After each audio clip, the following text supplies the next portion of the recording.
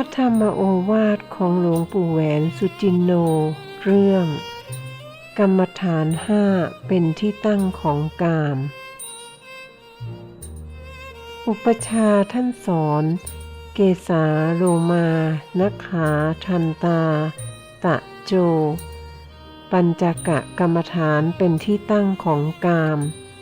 กามพาหนุนอยู่ทุกข์ก็เกิดขึ้นที่นี่สมุทัยก็เกิดขึ้นที่นี่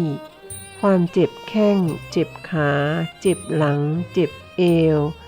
เวลามันเจ็บเราก็ไม่ชอบ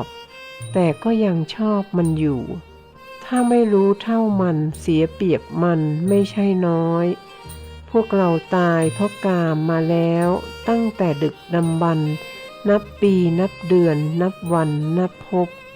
นับชาติไม่ได้ตายก็เพราะกามเกิดก็เพราะกามทุกข์ก็เพราะกามนี้ความโกรธความเกลียดเกิดมาจากใจมีใจมันก็เกิดความหลงก็เหมือนกันถ้าไม่มีใจมันจะเกิดมาได้อย่างไรถ้าไม่มีใจมันไม่เกิด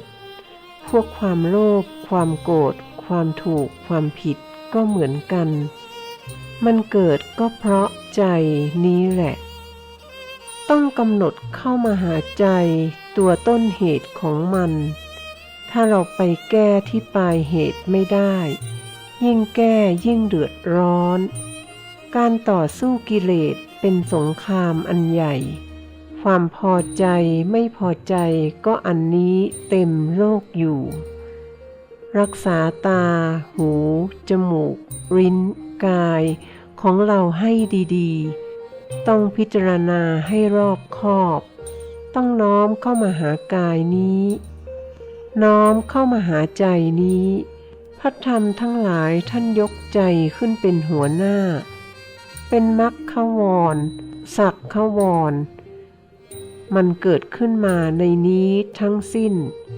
ชำระใจให้บริสุทธิ์รักษาตาหู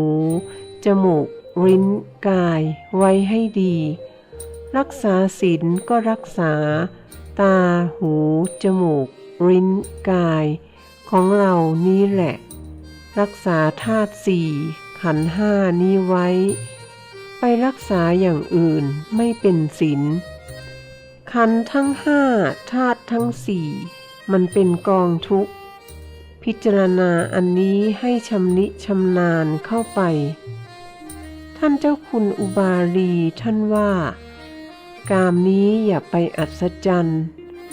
สัตว์ทั้งหลายเขาเสพกามกันอยู่เต็มโลกก็ไม่เห็นวิเศษไปไหนมีแต่เพิ่มความทุกข์มีแต่ศีลสมาธิปัญญาเท่านั้นที่น่าอัศจรรย์เวลาทำสมาธิทำใจให้สงบมันก็ละได้สัตว์ทั้งหลายเกิดก็เพราะกามตายก็เพราะกามโกรธโลภหลงเกลียดชังก็เพราะกามให้พิจารณาให้รู้แจ้งเห็นตามสภาพความเป็นจริงของมันก็ค่อยถอนออกจากจิตที่สำคัญมั่นหมายนี้ให้รักษาอินทรีย์สังวรรักษาศีลก็รักษาตาหูจมูกปากตีนมือของเรานี้แหละความพอใจความไม่พอใจเกิดขึ้นในปัจจุบันนำออกให้หมดเป็นวินัยอันหนึ่งตาเห็นรูปหูฟังเสียงจมูกดมกลิ่นลิ้นริมรสกายถูกต้องสัมผัสยินดีพอใจก็ตามไม่ยินดีพอใจก็ตาม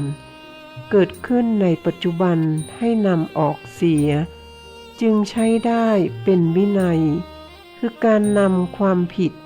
ความยินดีออกจากจิตจากใจอันนี้วินัยคือการนำมรรควรสักควรออกจากจิตจากใจของตนทำใจของตนให้บริสุทธิ์พระธรรมวินัยท่านแสดงบัญญัติ ชี้สู่กายสู่ใจของเราทั้งสิ้นพวกมรรควรสักขวรเป็นทางกั้นมรรคผลนิพพานนำออกให้หมดอย่าให้มันหมักอยู่ในใจให้มีสติสัมปชัญญะถ้ามีสตินำความผิดออกจากกายจากใจของตนได้ถ้าไม่มีสติมันก็หลงไปเรื่อยๆลืมไปเรื่อยๆถ้ามีสัมปชัญญะก็ตั้งอยู่ในสังวรกามทั้งหลายมีรูปเสียงกลิ่นรสธรรมารมณ์เขาผ่านไปผ่านมาตามธรรมชาติของเขาตาหูจมูกลิ้นกายไม่ใช่กามารมณ์กามารมณ์ไม่ใช่ตาหูจมูกลิ้นกายกามารมณ์ต่างหากอย่าไปถือตามสัญญาไม่รู้เท่าสังขารถ้าไม่รู้เท่าสังขารมันเป็นทุกข์ต้องมีสติสัมปชัญญะ